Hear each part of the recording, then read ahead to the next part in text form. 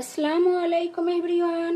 আশা করি আল্লাহর রহমতে তোমরা সবাই ভালো আছো, আমরাও খুব ভালো আছি। দেখো বন্ধুরা, আমি চুলায় একটা পাতিলে দুধ বসিয়ে দুধটা বেশ ভালো করে ফুটিয়ে নেব।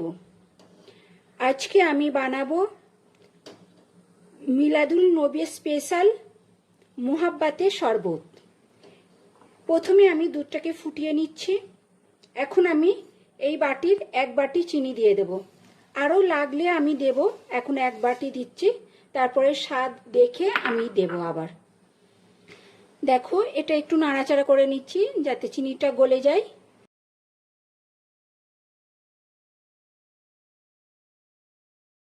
বন্ধুরা, এখানে আমি আবারও এক বাটি চিনি দিয়ে দিচ্ছি, তাহলে মোট আমি 2 বাটি চিনি দিলাম। এখানে আমি 3 লিটার দুধ নিয়েছি। 3 লিটার দুধে 2 বাটি চিনি দিলাম।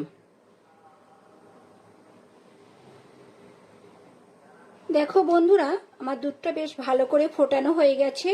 এখন আমি রেখে ঠান্ডা করতে দেব।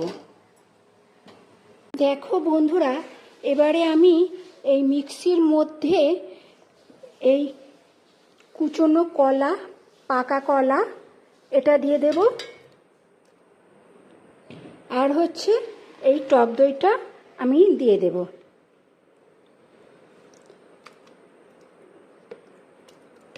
দিয়ে একটা স্মুথ পেস্ট তৈরি করব। দেখো বন্ধুরা, এবারে আমি এটা দিয়ে একটা স্মুথ পেস্ট বানিয়ে নেব। পেস্ট বানানোর পরে তোমাদের দেখাচ্ছি। দেখো বন্ধুরা, আমি এখানে কলা ছোট ছোট করে টুকরো করে নিয়েছি, বেদানা ছাড়িয়ে নিয়েছি, আপেল ছোট করে টুকরো করে নিয়েছি, আর তরমুজও ছোট ছোট টুকরো করে নিয়েছি। এবারে বন্ধুরা, আমি এই পেস্ট করা দই আর কলার মিশ্রণটা দিয়ে দেব।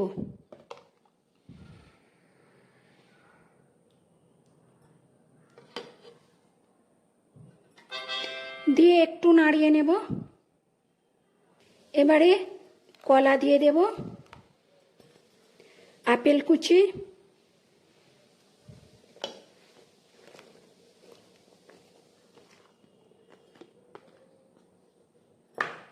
বেদানা, আর হচ্ছে তরমুজ কুচি দিয়ে দেব। এবারে এটাকে বেশ ভালো করে মিশিয়ে নেব। দেখো বন্ধুরা, এইভাবে ঠিক আমি ভালো করে মিশিয়ে নেব।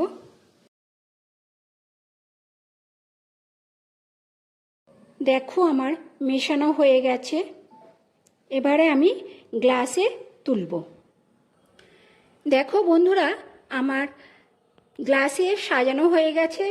এখন আমি এর ওপর দিয়ে কিছু বেদানা ছড়িয়ে দেব।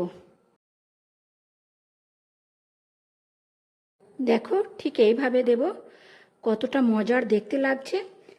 আর কিছু তরমুজও সাইডে দিয়ে দেব, পাশে পাশে তরমুজ এইভাবে দিয়ে দেব। দেখো, ঠিক এইভাবে করেই দেব। দেখো কতটা লোভনীয় দেখতে লাগছে। আশা করি তোমাদের ভালো লাগবে। ভালো লাগলে অবশ্যই একটা লাইক, শেয়ার ও কমেন্ট করতে বন্ধুরা ভুলবে না। তোমাদের কমেন্টগুলো পড়তে আমার ভীষণ ভালো লাগে, আমাকে আরও উৎসাহিত করে তোলে। ভালো থেকো, সুস্থ থেকো। আল্লাহ হাফেজ।